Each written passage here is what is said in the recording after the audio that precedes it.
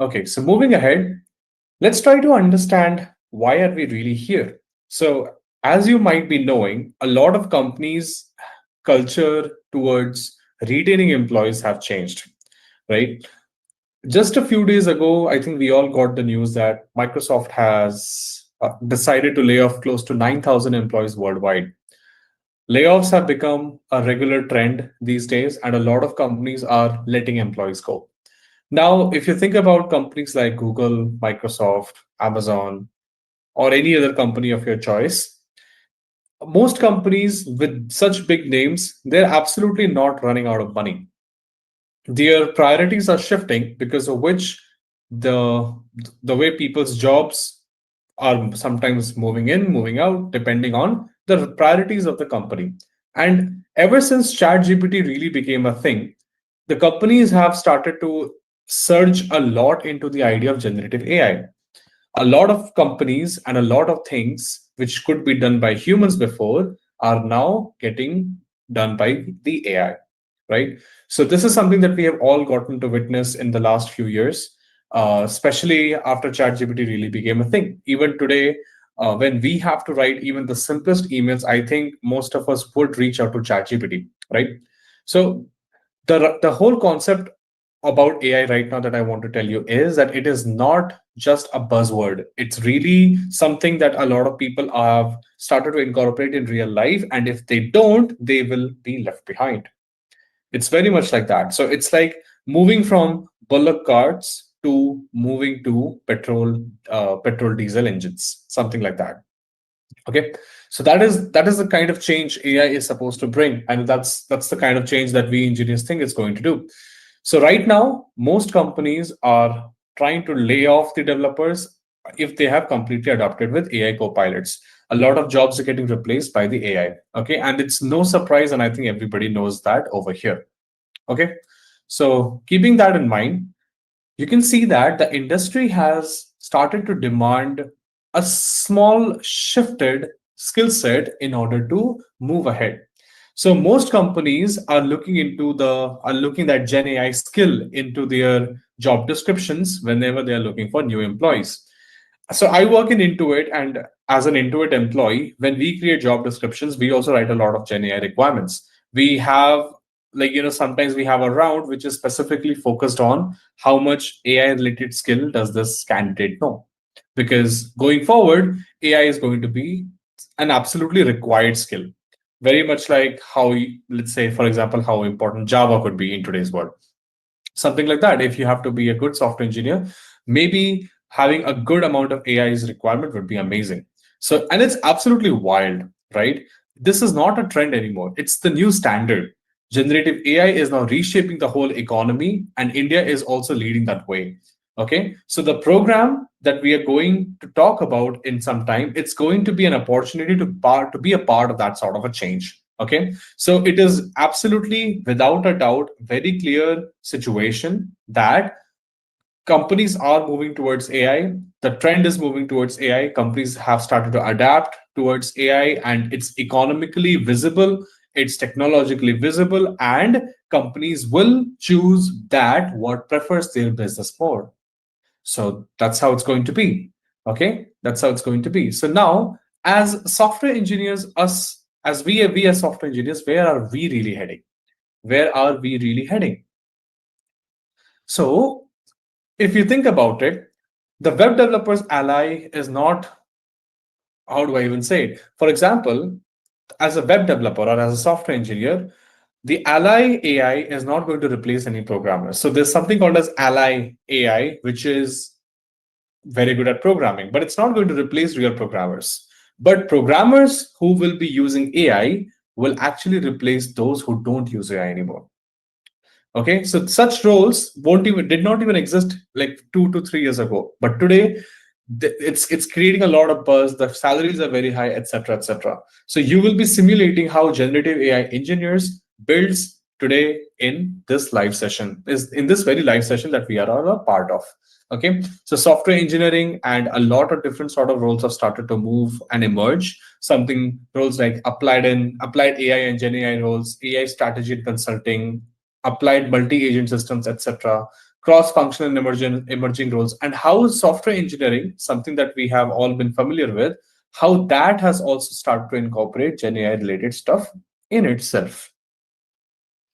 Okay, so let's come to the agenda of today's session to understand about LLMs and how to create LLM integrations, how to connect with LLMs, what are the things we need to know, paid or free, and what are tokens. So these are the things that we are going to be discussing in today's session. Okay, so if you have a laptop with you, that would be amazing. If you don't, that's okay. You can just follow around with me in order to understand how it is going to be. Okay, so do we understand what is an LLM? Does anybody over here understand what is an LLM? I'm assuming you do. So if you can tell me about it, that would be great. Anyone who would like to tell me a little bit about it? Whatever you know, that's totally fine. If you even if you give me a wrong answer, that's totally okay. Not a problem at all.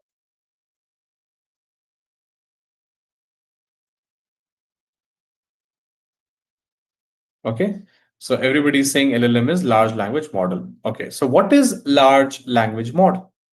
A large language model is a type of artificial intelligence that excels at processing and understanding and generating human like language. That's exactly what LLM is. Okay, so it's basically a type of artificial intelligence whose job is to process and understand that the prompts that we humans give and generate the response in very human like language. That is what is the meaning of a large language model. Okay, so if you are familiar with the terms in AI, then most LLMs today they have some sort of a transformer architecture, and this innovative design, which is a part of 2017, is very good at processing sequential data, something like a text. It uses self-attention mechanism that is going to allow the model to weigh the importance of different words in a sentence when understanding the context. For example, I need coffee and I need very strong coffee. They are very much similar to each other, but the word strong is the strong word over here, which makes the second output different from the first, and so on and on. Okay, that is what is an LLM.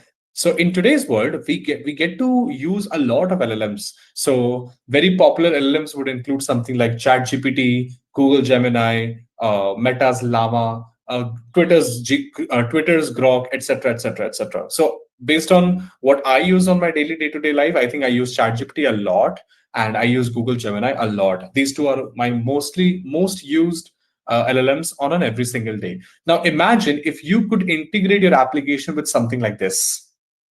Don't you think it would be amazing? Don't you think it would be amazing if you could integrate your application with something like this? Something like an LLM, right? It would be amazing, right? If we could integrate our application with something like LLM. So in the world of like generative AI in today's world, there are two things that are happening. There are two things that are happening that can help you as an engineer. So if you think from the business perspective, the perspective of a business, let's say you are an insurance company. Yeah, let's say you are an insurance company. Now, as somebody who is an insurance company, for example, let's say LIC, if you are an insurance company, of course, you have years and years of data of all the kinds of insurances, claims, settlements, and like policies, who is under what policy, and like uh, let's say there is a person who has taken a term plan and has added his wife as a nominee. Then you know that okay, there's one more person who is the wife of an existing customer, something like that. So a lot of data is what this insurance company already has. Correct? If you are an insurance company, then you would have years and years of data of your company, right? Of all kinds of payments that were done, of what kind of policies were purchased, what kind of policies were claimed, what kind of policies were closed, what kind of policies were closed unsettled, etc., etc., etc. You would have that data. Is that correct? You would be having that data. Is that correct? Yes or no? You would be having that sort of a data, right? Right. So now, using this data, a lot of a lot of prediction, a lot of like a lot of work can be done. So if you only extract the information out of this data, it is easy to jump towards some sort of conclusions. Now let's say that I am a new customer on your insurance company's website, and I want to purchase a policy.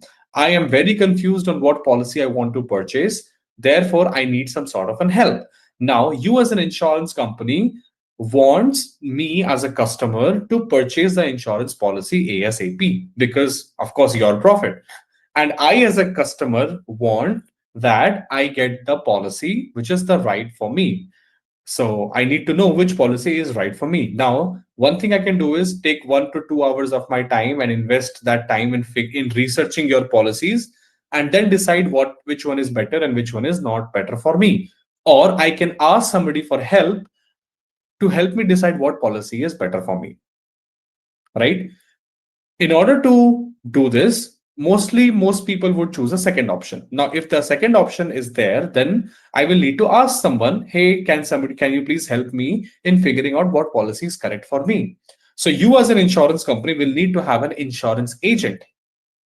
I'm pretty sure when you were kids, you must know some uncle or some auntie who was an LIC agent, correct? Do you remember some uncle, some auntie who was an LIC agent who were working for commission for selling LIC policies? Do you remember anybody like that? Right? So, as a company, because you are the insurance company, you would need to hire somebody like that and pay them salaries or incentives on the basis of number of policies they actually sold. And they could hardly cater like probably 5 clients per day. So now if you imagine, if you pay an insurance agent, let's say 10,000 rupees a month also, which is very, very less for today's standards of living.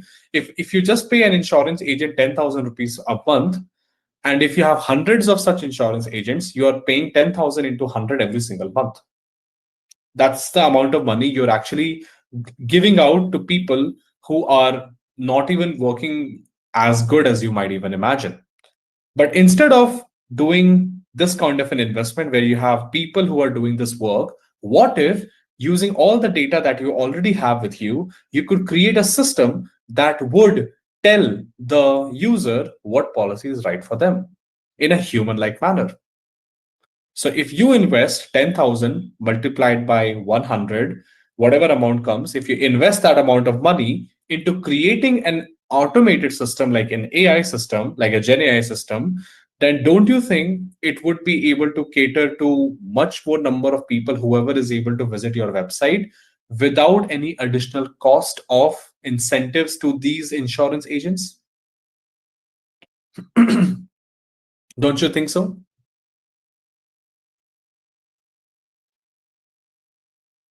Correct. So, as a business, don't you think you are saving a lot of money because you just closed on one recurring transaction of paying out salaries to maybe service agents or policy LIC agents? So, if you cut down expense, you increase your revenue. If you increase revenue, that means that's what your business wants. And that's what your business will do, no matter no, that's what your business will do. So let's say if there was one insurance agent who was very good at his work, most probably you are not going to keep him or her because their role is not required anymore, right? Their role is therefore eliminated because AI actually ate their job. And you as a business don't care because you want more revenue. Are you able to see the point I'm trying to make? Are you able to see the point that I'm trying to make? Okay, just 1 second. I need to drink a little bit of water.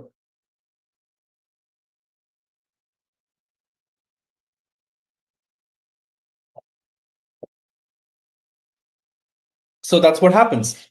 That's what you see the shift in AI trend in the companies. That is exactly what is happening right now. Okay, so now let's say that you have decided to create a system like that. Okay, so whatever system you will create, if it is now let's say if you want to create a system like that, there are two options that you have. Okay, option number one would be option number one would be to use an existing LLM like ChatGPT or Gemini or Llama or Grok or whatever, to incorporate in your insurance system. Okay, that is the first option. So whatever information is present with these large language models like ChatGPT and Gemini, etc., you can use that information in order to suggest policies to your customers. Correct? That is one option. Second option is using your own data, you create your own AI. You create your own AI, which is very specific to insurance, which is very specific to insurance. Are you able to understand what I'm saying? In the first scenario, you are making use of a generalized or generally trained LLM like ChatGPT in order to get your job done. In the second situation, because the model belongs to you and is trained specifically on insurance data, that is confidential because you cannot give your insurance company's data to something like ChatGPT because it's a different company, right? So if you give your entire insurance data to, let's say, ChatGPT or Google Gemini, your entire data has to move to OpenAI or Google in order to train ChatGPT or Gemini on that data. And only then you will be able to get the personalized results, which is not in compliance with the data privacy laws because technically the users whose data you are sharing, they did not give you the consent to share this data with any other company. You see the problem? So even though you can actually use ChatGPT, you will ethically be bound to not use it.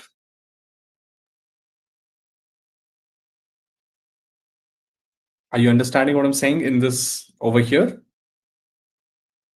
Right? So the company, as an insurance company, it will be in your best interest to make something like an AI by yourself. Something like ChatGPT, but for insurance by yourself. That is where it's starting to come into picture.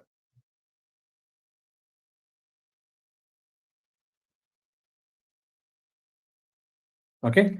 So that's how it's going to be like.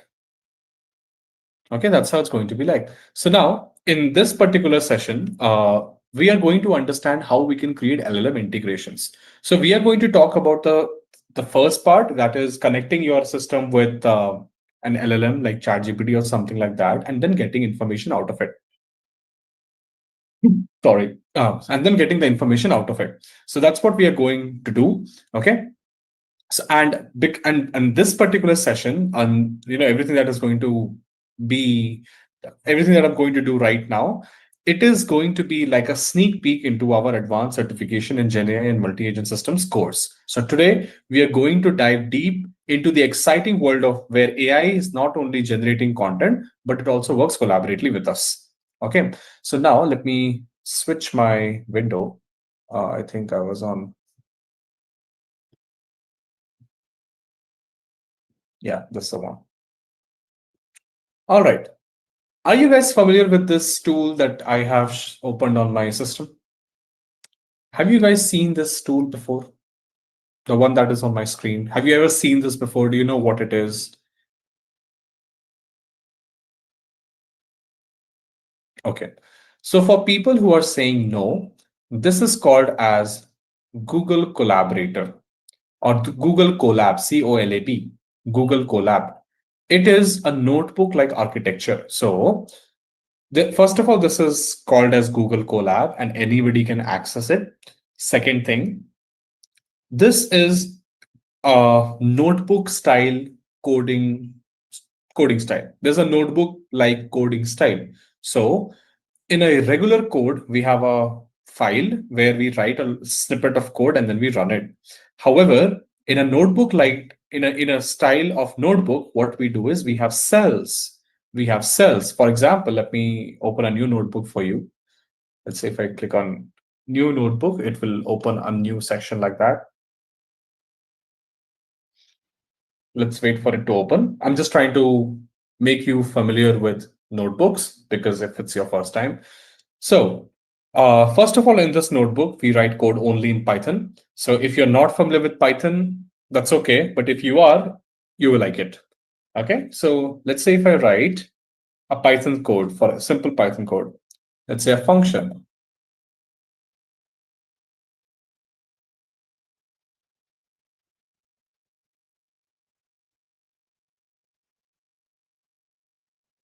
Okay, this is simple code, a function that adds two numbers.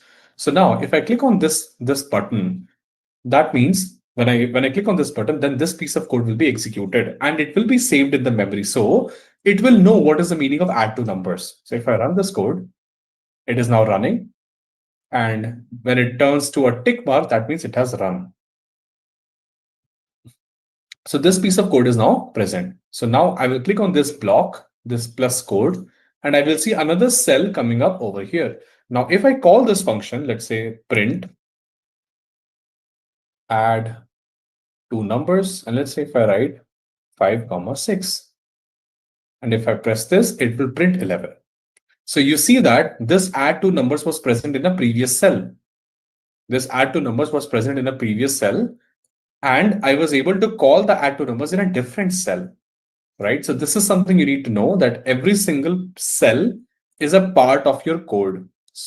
So this is how notebook style coding is done. It is also done in other programming languages like JavaScript, which is very new nowadays. Kotlin also allows it, Rust also allows it, and Python has always allowed it. So people try to run something like this by using something called as a Jupyter notebook locally on their computers. So Google Collaborator or Google Colab has been built on top of Jupyter notebooks only. You can also use this on your Visual Studio Code or on PyCharm if you're familiar with these IDEs without making use of Google Colab. One very good thing about Google Colab is all the computing is done on Google's servers and not on your local machine. Therefore, it helps your machine to be not be exposed to the heavy computing that sometimes machine learning or AI code requires.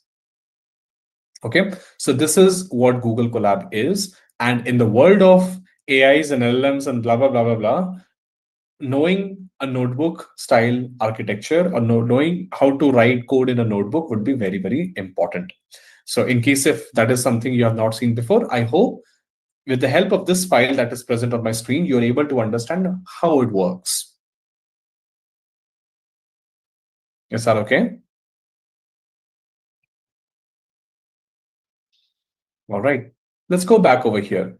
So you can see that I want you to focus on this part a little bit. So imagine having not just one AI, but a team of AIs, each with a specific role, working together. Let's say one AI in your insurance company is very good at term insurance. The other AI is very good at life insurances, sorry, health insurances. The other AI is very good at, let's say, accidental insurance or investment plans, something like that. So it can just keep moving ahead. So think about not just having one AI, but a team of AIs, each with a different specific role, working together. So today we will see them all co-author a small short story. This will give us a small taste of how intelligent agents can be designed to achieve complex and collaborative tasks. Okay, so this is my Google Collaborative screen, and a lot of code has already been written by me, and you don't necessarily need to write a lot of code over here. Okay, you don't necessarily need to write a lot of code over here. Okay, you don't necessarily need to write a lot of code over here. All right, so moving ahead, first of all, we have to think about something like this. So in our course, you will learn to design and orchestrate these AI agents. For this demo, I have set up three simple agents, each with a distinct personality and task, defined by their system prompt, which is technically their instructions. So first, we have the plot architect. Its job is to generate the core plot points, the backbone of our story. Okay, and then we have a character creator who will create the characters about our story. Okay, and finally we have a narrative weave, which is technically our storyteller. It takes the plot, the characters, and the story so far and crafts the next paragraph, bringing our story to the next point, something like that. So these agents will pass the information between each other to build our story step by step. Okay, so you can see I am over here, I am using Google's Gemini models in order to get this job done. So you cannot use Gemini for integration purposes unless you have Gemini's permission. In order to do this, you have to fetch an API key from Gemini. So this Google AI Studio is a place where you can actually create an API key for yourself. An API key is actually It's like a key in reality, which helps you access Google Gemini's uh, work or Google Gemini's project to fetch information from Google Gemini. But you have to pass the key along with it. Only after that it can be done. And it's actually mostly paid. I am on the free plan, which is not very good, to be honest. But for the time being, it will work. So the more you use it, the more amount of money you'll have to pay. Okay, so that's how it works. And moving ahead to this notebook file, you can see that that is the API key that was initially present over here. Without this API key, nothing is going to work. Okay, so in the plot architect system instruction, I have told it, you are the plot architect agent. Your role is to generate compelling and unique plot points for a short story. Focus on introducing core conflicts, unexpected twists, and a clear narrative arc, beginning, rising action, climax, falling action, resolution. Be concise but descriptive. Your output should be a list of 3 to 5 key plot points. Okay, so this is the instruction that I am giving to the plot architect. Okay, then there is a character creator whose prompt is something like this. You are the character creator agent. Your role is to develop detailed character descriptions based on the provided plot points. For each character, include their name, a brief physical description, core personality traits, motivations, and a key skill or a flaw relevant to the story. Be creative and make them intriguing. Your output should be a list of character profiles. Okay, and lastly, we have narrative weave, whose job is to write coherent and engaging story segments. You will be given plot points, character descriptions, and the previous story segment. Your task is to advance the narrative, incorporate character actions and dialogue, and maintain a consistent tone. Write one well structured paragraph at a time. Do not write the entire story at once. Okay, so this is the whole idea. Are you able to understand what we are trying to do? So we have three agents who one's job is to think about the plot, second agent's job is to create characters, and third agent's job is to bring them together and create a paragraph. Are you able to understand what I am going to do? What is my expectation? Okay, so this is a small function which is not really small, called as def generate underscore response. This is, one second, I think I forgot to write 2.5 over here. Yeah, so this is generate response function that I have created, whose whole job is to do what we just told you right now. Okay, so this is what it is going to do, and it's kind of complex, but you can see one important thing. So here, the model over here is my Gemini 2.5 Pro. Okay, and I am importing the information of Google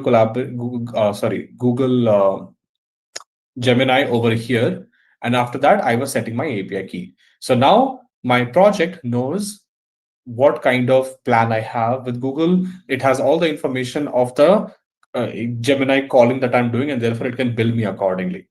Okay, so now this function that I have written over here, this is mostly trying to make use of GenAI related information in order to be creating that sort of a story. And then it's trying to call Google Gemini's APIs in order to get the information out of it. Okay, so as of now, let's say there is no story. Like we are trying to create the story from scratch. Okay, so now this is the first part, and the first part is plot architect at work. So generate a plot for a short science fiction story about a long lost space colony rediscovered, focusing on a mysterious energy source. This is what I have told to the plot, okay, so, or to the plot architect. So this is my input, and then I want the plot points, right? I want the plot points. So in order to get the plot points, I have given it this thing to the generate response function, which was over there at the top.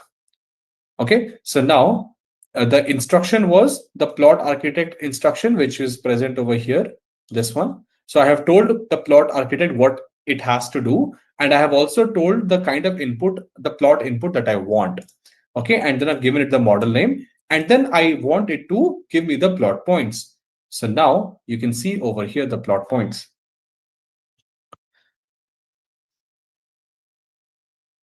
Where is it? One second.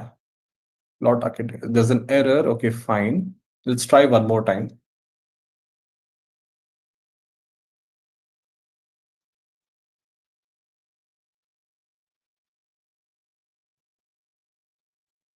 503. Okay, 1 second. Let's see if it has success. It is still running.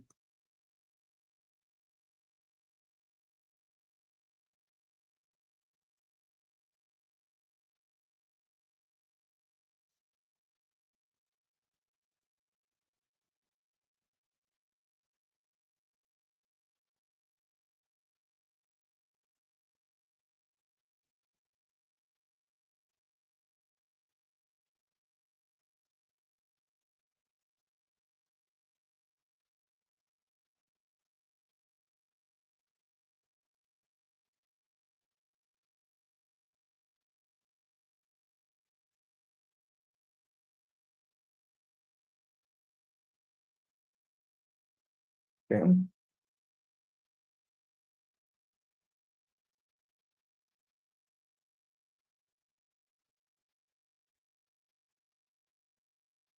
It's giving me some error. I'm not sure why.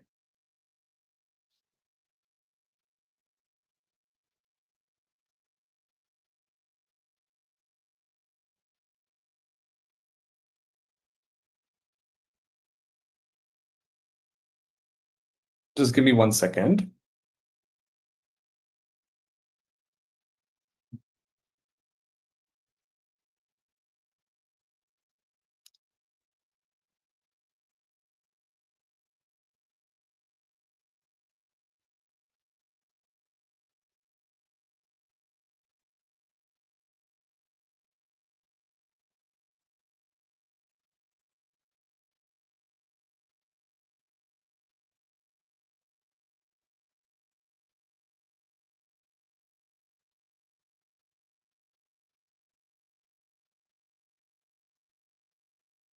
It's still running. Let's wait for it to run. I don't know why it's taking this much more of time. Uh, yeah, so I think we did get something in the narrative weave. So you can read this line. Let's try to copy this properly. Yeah, I think we got the output we were looking for. We did. So if I copy this entirely and post it in a file that we can all read, let's say Notepad.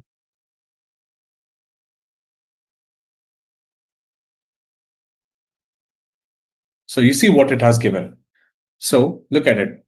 So we did get an entire story of technically three different types of stories we have got. So it says a stroke of luck or the first thread of snare. The thought was like just read. I'm just reading it to see if the story looks good or not. Hmm. Such coincidence was luxury, okay. And Elara had learned long ago to question any gift the sea seemed to offer, securing the still pulsing serpent's eye in a leather. And you can see that it's technically looking good to me. So if you read the story, this would match with the descriptions that we had given.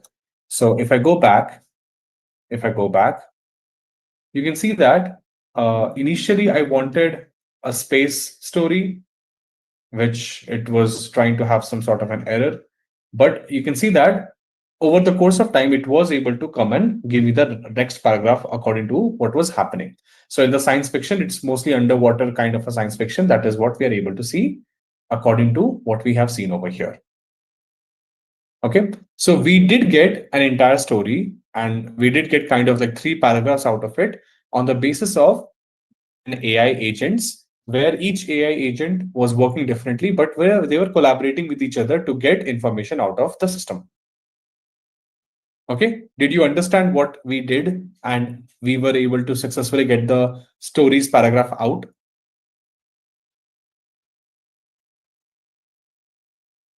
right? Even though initially did throw us some error, but ultimately we did get what we were looking for.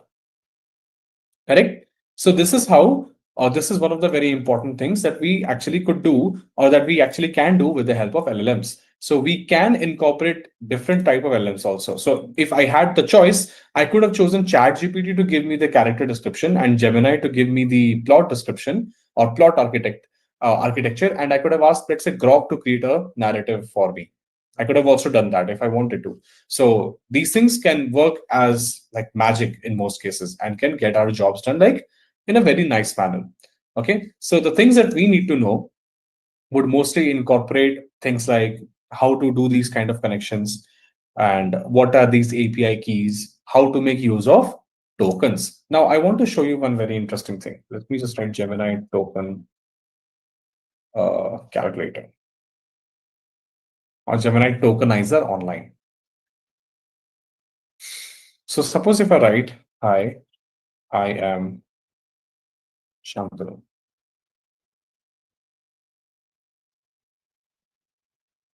No, this is not what I was looking for. Let's look into this.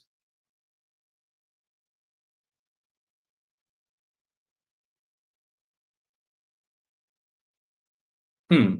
So I mean, this is telling me the information I need, but only partially. But anyway, let me try to explain you what I'm trying to do. Uh, why did it come here?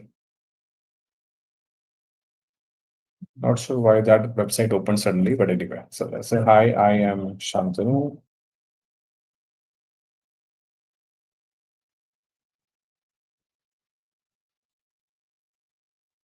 So you can see that I have written 42 characters. And out of these 42 characters, there are 14 tokens. If I change my model, let's say I change to this, you can see the number of token changes to 13. If I do even more, the number of tokens can change. You see that? Now, what is a token?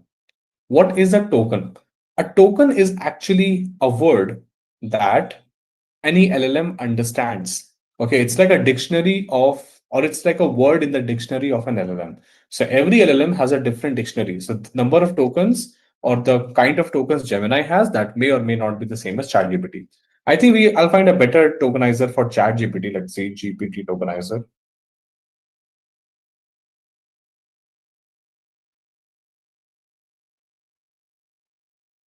Yeah, this is a better one.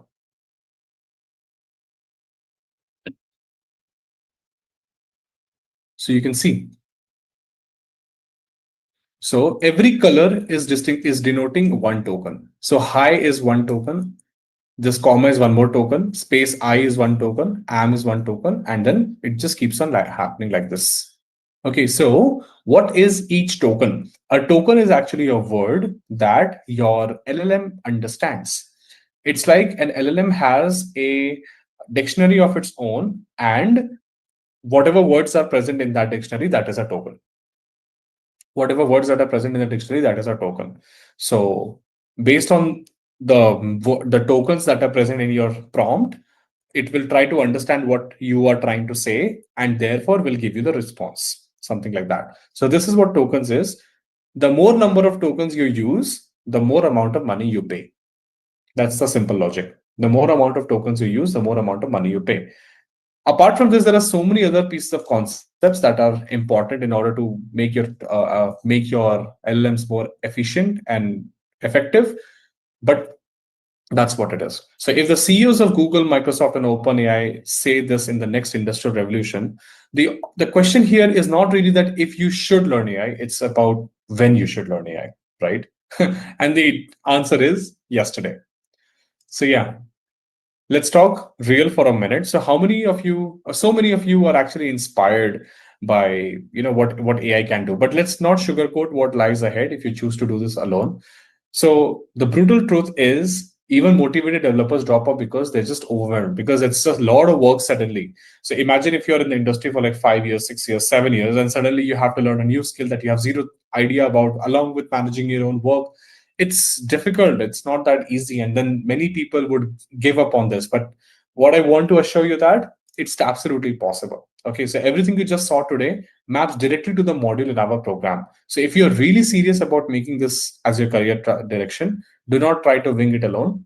You can follow a proven roadmap here with us at Coding Ninjas. Okay, so this is a sneak peek into the program that we have. It is an advanced certification in GenAI and MAS, and this is how your 6 months journey is going to look like. So it's mostly going to be where you understand AI versus ML and deep learning. and understand what are Gen AI platforms and ethics. Ethics is again very important.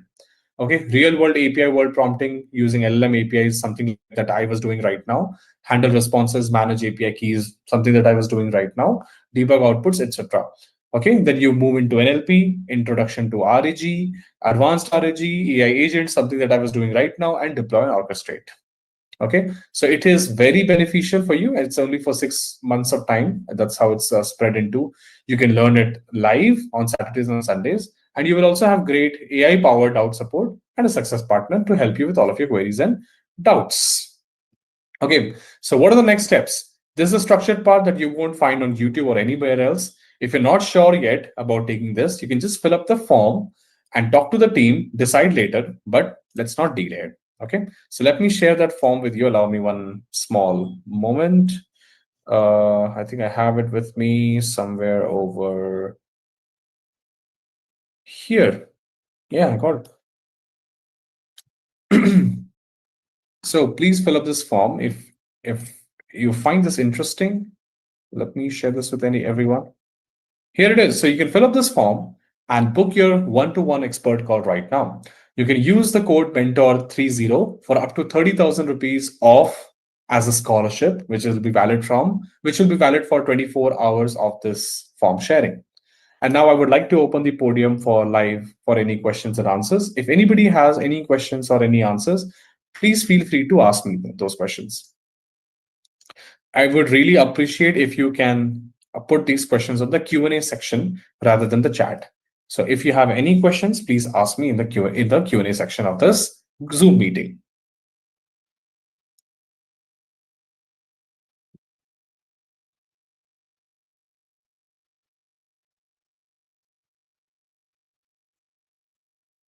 Actual fee for the course. You can find this on our website. You can find this on our website. Why the free fee is 1L? Well, I don't get to do the pricing, but I'm pretty sure it's worth the value.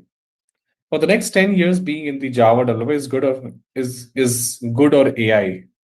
Oh, I think you're saying if Java development is good or AI is. I would say a combination of both is good.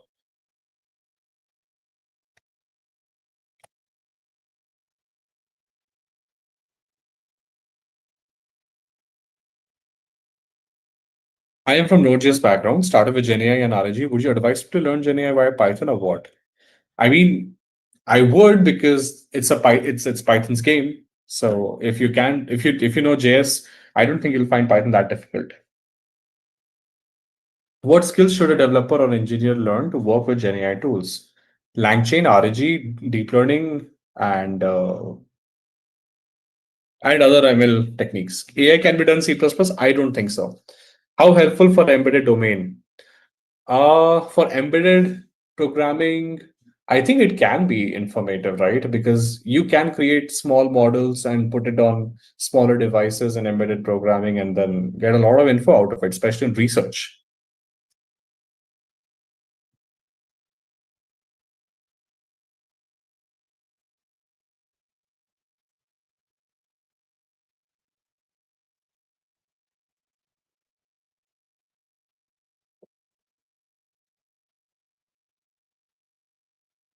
Any more questions?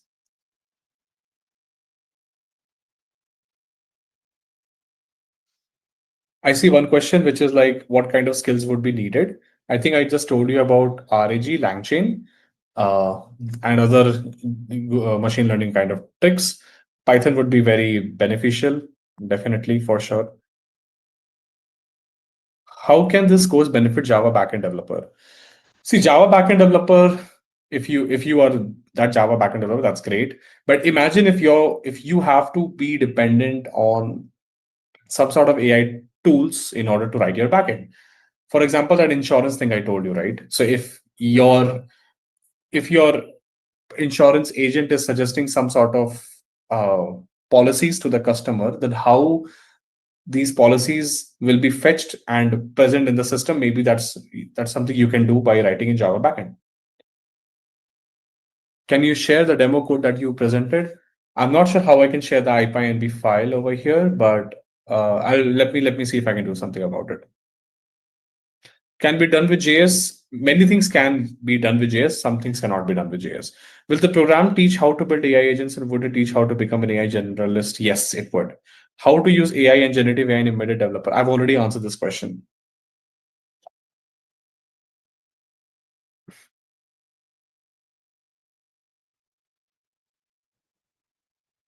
I've already answered this question. But in case if you are interested in hearing it again, so what is an embedded programming? You have devices that are programmable, right? So if you can create a small model and put it on that device, it would be amazing because it would tell the device what it can do. For example, if you want to understand, let's say, water pollution, you have made a small device that can go into water and understand how much polluted it is for each section of the water for every amount of depth, and then it collects a lot of data, and when it has all of this data, it gives that data the to the model that it has. Because it's a small device, of course the model has to be small, and then it can process that information and give send this information back to the owners of that device, so that you don't get to decide, or you don't have to do a lot of hard work in processing the data. So your data can already be processed for you and given to you, something like that. Now, for example, let's say if you're trying to create a device for testing water pollution, and suddenly at, let's say, at the depth of 100 meters, you see that the pollution is less. Let's say pollution is less. Now you want to understand if the pollution is less on the basis of multiple factors. So you collect the readings and data for each of these factors, and then this information needs to come back to you. Then you will process this data using some sort of tools or whatever. And after processing this data, then you will have to do the course of action. Maybe like if the pollution is less, maybe chlorinate that water. So in order to chlorinate that water, again, you have to send the device again, send chlorine along with it, etc., etc. But if all of this can be done in one attempt only, then you don't need to do it, right? So AI can still be important in an embedded programming system. After doing this course, what job roles can we apply for, and which companies are offering these roles? Do you provide any placement assistance? First, about placement assistance, I think we do that, and but I think the representative here from Coding Ninjas will be able to help you more from for that specific part of your question. And the companies that are offering these roles are plenty. So most companies, whoever is looking for a software engineer, they are looking now for a software engineer with AI skills. So if you have those AI skills, you can of course like boast about them in your interviews and your resume, and then that's how it's going to be. So you can talk about it in your projects, and your role as a software engineer will primarily be software engineering, but a lot of AI that you can incorporate. I'm a working professional. Is this course flexible to balance both my learning as well as work? It's on the weekends, so I don't think it should be a problem for you. What are the new problems there in Gen AI nowadays? New problems. Well, I think I'll have to ask Sam Altman because I'm not that innovative myself. Do we essentially need to dive into the math and calculations when we learn Gen AI? For example, the cosine similarity. We don't have to do that. I think there are tools that already do it for you. So you don't have to write that math. You don't have to do it. Okay, so in the context of time, just doing a small time check, it's 7:58 p.m. and this session is supposed to end at it's going to take a hard stop at 8. So I'd like to hand over the mic to the representative from Coding Ninjas if they specifically want to share something to the students about this course. So yeah, over to you now.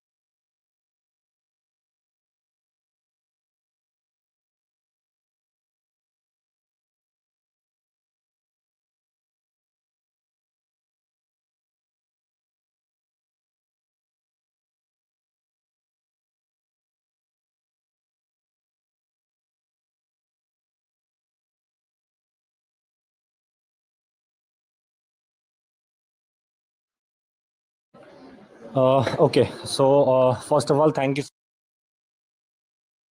for session taken. So, guys, this was it from Anubhav's end for the masterclass today. Now, before winding up the session, I'll just be giving you an overview of what we are actually providing, being the part of this program by Coding Ninjas. So, if we talk about some highlights of this program, so this will be a 6 months live program wherein once upon enrollment, you will be getting a welcome kit through us, which will be having a letter, T-shirt, zipper kind of things.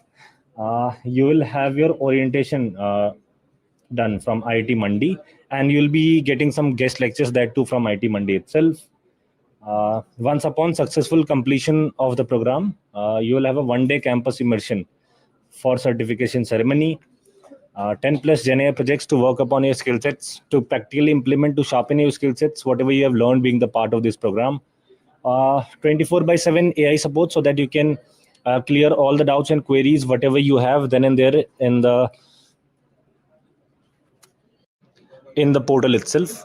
So you'll not have to wait for another live class, another mentor to be available to join in and help with the doubts. With the help of 24 by 7 AI support, you'll be able to clear all the doubts and queries then and there itself. Career services, wherein we'll be helping you with resume review. You will have the job portal access of NSDC as well, so that you can hunt for the job roles. And after a successful completion of the program, after successful upskillment, you'll find yourself ideal to hunt for the job roles like GenAI engineer, multi-agent systems developer, and many more job roles, guys. So once again, this was just an overview. If you want to know more about it, you can simply go into the chat box. There is this form link. Click on the link, fill in your basic details, and get a chance to get in connect with our counselors one-on-one. As that will be a one-on-one conversation, so you'll be able to clear all your doubts and queries then and there as well. We'll be helping you to deep dive into it to know exactly how this can impact your goals that you have set for yourself. May it be growing into the same domain that you're working, may it be changing out of the domain. Whatever the requirements you have, we'll be helping you out to understand it in the best way possible, to deep dive into it. And then after the whole discussion, if it seems like this is something that you are looking for, this is something a perfect fit for you, we'll be helping you to get enrolled in one of our upcoming batches as well, guys. So this was it from my end, guys. I'll just be waiting for another 1 to 2 minutes before winding up the session, so that the people who have not filled in the form yet can still do so. And then we'll be calling our masterclass for the day.